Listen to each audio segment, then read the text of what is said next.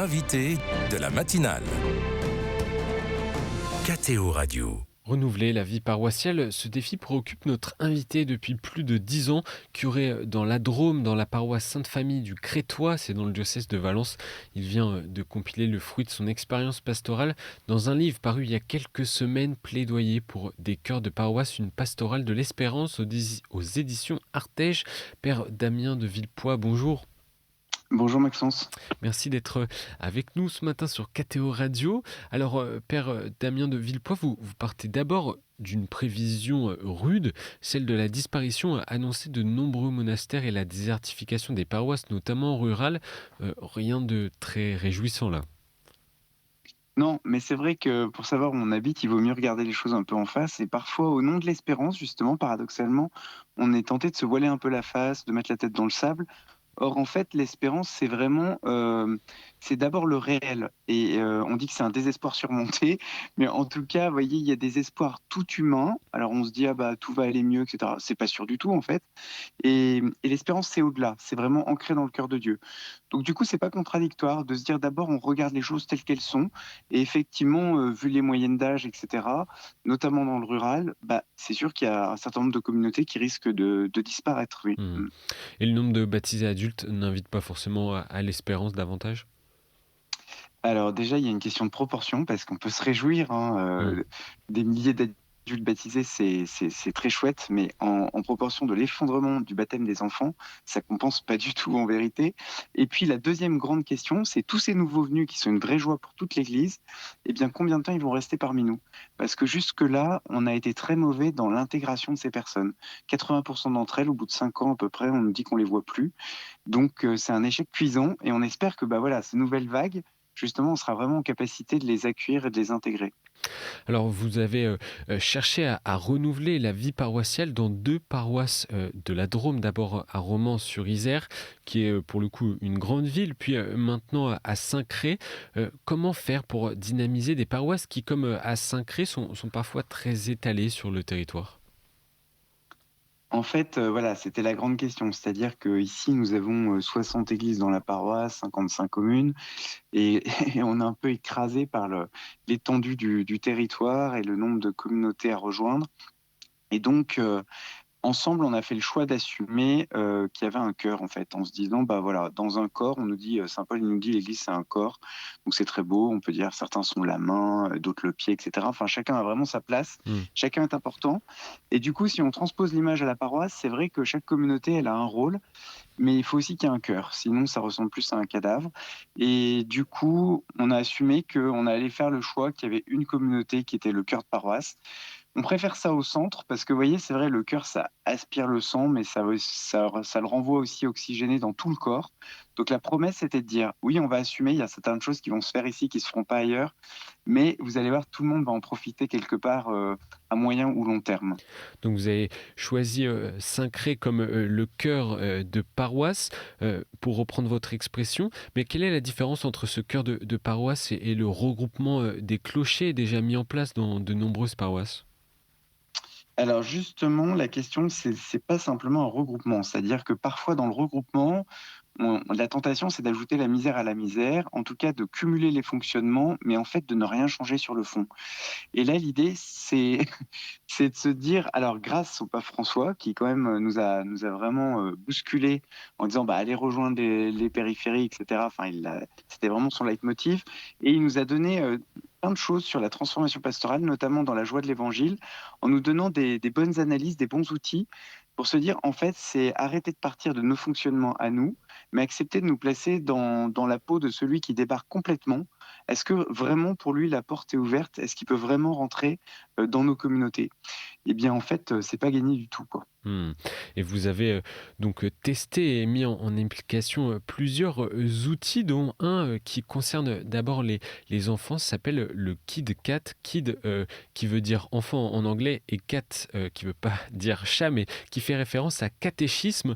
En quoi ça consiste? Expliquez-nous, car je crois que c'est une belle réussite. Alors le KitKat, effectivement, l'idée, c'était d'abord, en fait, c'est parti de la déprime d'une catéchiste relais qui devait coordonner la catéchèse.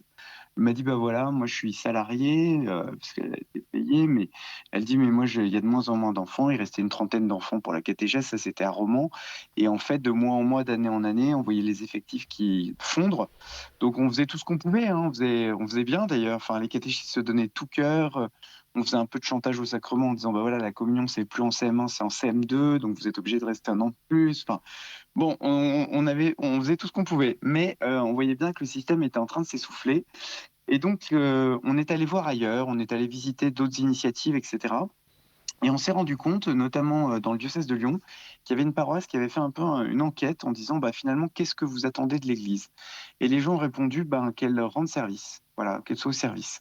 Et à partir de ça, ils ont développé tout un patronage.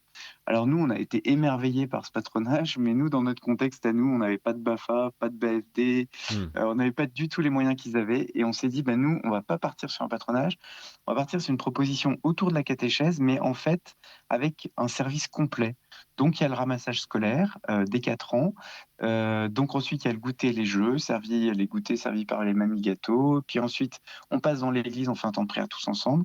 Ensuite, ils partent dans les groupes d'éveil à la foi ou de catéchèse et puis ensuite il y a l'aide aux devoirs pour ceux qui veulent et ou les jeux pour ceux qui ont fini les devoirs et les parents viennent librement les récupérer et tout ça, c'est gratuit. Eh bien, il s'est passé un phénomène étonnant, c'est que, d'une part, le fait que ce soit basé sur la catéchèse, ça rebute pas du tout les enfants, contrairement à ce que moi-même je pensais. Moi-même en premier, on l'a fait un peu par dépit au départ, en disant: «Bah, tant pis, nous c'est pas un patronage, on part sur la catéchèse» et je pensais eh bien, en fait, non, pas du tout, ça pose pas de problème, notamment parce que le nom, laisse entendre qu'il y a plus que du caté. Voilà, les enfants viennent au KitKat, ils viennent pas au caté. Et plus de la moitié des enfants qu'on accueille sont pas du tout baptisés et sont très éloignés du contexte, de l'église.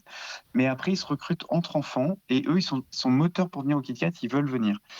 Et donc du coup, ça change pas mal les choses parce qu'il y a aucun enfant qui est amené au KitKat, forcé par ses parents, ça existe pas. C'est que des enfants qui veulent venir et puis du coup, on a vu une foule de familles, qu'on pouvait rejoindre avec ça, qu'on connaissait, ni d'Ève ni d'Adam et tout d'un coup, on avait un contact, vraiment pastoral avec ces gens-là, qui pouvaient nous confier leurs soucis et cetera. Mmh. Donc en fait, ça a complètement renouvelé le réseau de la paroisse, effectivement. Et quel autre exemple avez-vous, expérimenté, notamment autour, de l'eucharistie dominicale et même de distribution de pop-corn, je crois? Alors alors en fait, c'est pas que le popcorn, Maxence, mais en tout cas, effectivement, il y a une série de services, en fait, pour que l'Eucharistie du dimanche soit accessible à tous. Alors, par exemple, il y a beaucoup de paroisses qui l'ont fait d'ailleurs, la liturgie, bah, on se sert aussi d'écrans, alors qui sont pas du tout dans le cœur de l'église, mais dans la nef et cetera, qui nous permettent de diffuser pas simplement les chants, mais aussi les prières, que beaucoup ne connaissent pas quand ils débarquent dans la vie Mmh. chrétienne et puis de donner aussi quelques petites, consignes ou conseils, qui permettent de comprendre la liturgie, d'entrer dedans. Donc ça, c'est un moyen d'être plus inclusif pour tous ces gens qui arrivent. Mais après, autour de ça, bah, alors il y a les servantes de l'assemblée, les servants et cetera. Il y a, la garderie, mais aussi une nurserie maintenant, pour les enfants en très bas âge. Bah, c'est chouette d'avoir un parc aussi où ils peuvent jouer à 4 pattes et compagnie. Il y a un coin librairie à la sortie. Il y a le bistrot du curé tous les dimanches où il y a un grand apéritif effectivement sur la place de l'église. Hem En fait, c'est toute une série de choses qui fait que, alors à partir de, vous voyez, quelques mois jusqu'à, 20 ans déjà pour les enfants et les jeunes, il y a un continuum qui fait que l'enfant, il va être intégré dans cette communauté du dimanche, déjà. Et du coup, ça rend la pratique des jeunes couples, des jeunes parents beaucoup plus facile. Et puis ensuite, on fait attention, notamment avec l'équipe accueil qui est très développée, et bien que l'accueil soit soigné, notamment pour tous les gens qui sont nouveaux dans Mmh. la communauté, effectivement. Quel doit être l'objectif, fondamental, père Damien de Villepoix, d'une paroisse, qui se renouvelle et qui renouvelle sa vie paroissiale? Alors c'est une très bonne question, et déjà, la question en elle-même est très importante. C'est-à-dire, est-ce qu'on a vraiment un objectif? Est-ce qu'on sait pourquoi on est là? Parce que dans bien des organisations d'église, en fait, on sait pas vraiment, qu'est-ce qu'on fait là? Et du coup, on peut ramer dans des sens complètement opposés avec notre meilleure volonté. Donc définir l'objectif fondamental, c'est se dire en une phrase, finalement, à quoi on sert? Qu'est-ce qu'on fait là? C'est quoi le sens?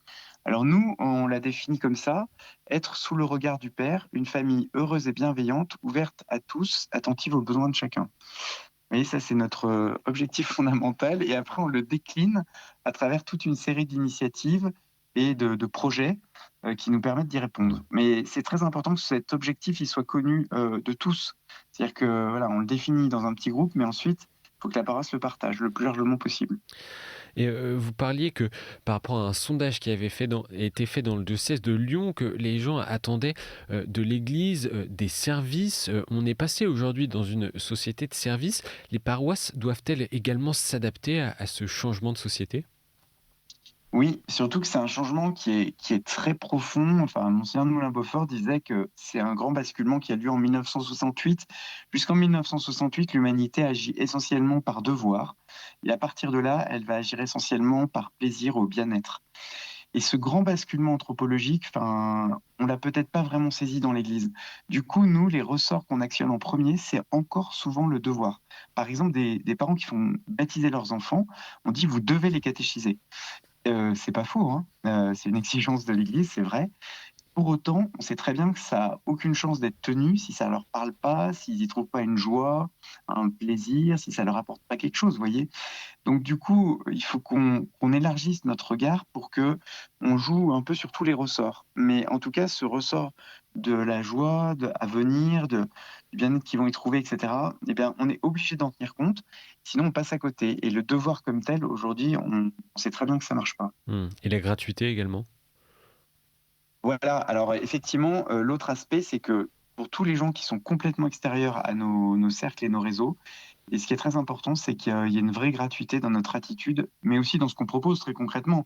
Déjà qu'il y ait pas toujours un truc à payer, qu'il y ait pas 15 réunions à faire, qu'il y ait pas voilà, donc ça pour les gens du monde, c'est-à-dire les gens qui font pas de demande à l'église, mais qu'on veut rejoindre, eh bien, c'est leur laver les pieds gratuitement. Et en fait cette gratuité, au départ, j'ai pas bien vu l'enjeu, mais au fur et à mesure, j'ai compris et c'est une vraie conversion intérieure. Parce que souvent, nous, les cathos, on est plein de bonne volonté, mais on attend quand même quelque chose en retour. Un petit service ou, voilà, il y a quand même un truc à la clé, vous voyez? Et là, se dire: «Bah, non, vraiment, je vais laver les pieds gratuitement» et c'est la démarche de Dieu. Dieu, il est complètement gratuit dans ce qu'il fait et c'est ça qui nous touche et donc du coup, là, c'est la même chose. De dire: «Je vais accepter que, par exemple, au KitKat, on attend de rien en retour de ses parents qui, très souvent, n'ont rien à faire de l'église et de la paroisse. C'est pas grave, on leur lave les pieds gratuitement». Et bien, c'est par là, souvent, qu'ils vont cheminer, en fait.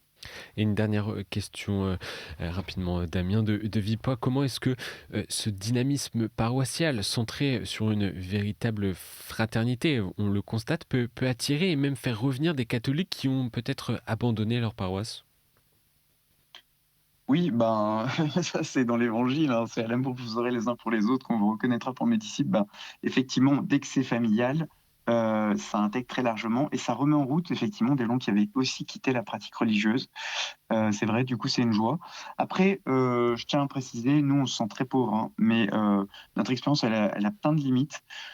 C'est surtout en allant voir les autres aussi qu'on s'est beaucoup enrichi et du coup, c'est pour ça qu'on souhaitait partager très simplement ce qu'on fait. C'est vraiment très simple, on n'a pas inventé l'eau chaude et c'est souvent des petits éléments mis bout à bout, qui créent une belle dynamique, une belle synergie et qui nous permet aussi d'économiser de l'énergie pour en avoir encore pour accueillir ceux qui se présentent, ceux qui débarquent. Je rappelle le titre de votre livre qui vient de sortir, dans lequel vous revenez sur ces différents outils mis en place et expérimentés. Plaidoyer pour des chœurs de paroisse, une pastorale de l'espérance aux éditions Artege. Merci, Père Damien de Villepoi, d'avoir été avec nous ce matin.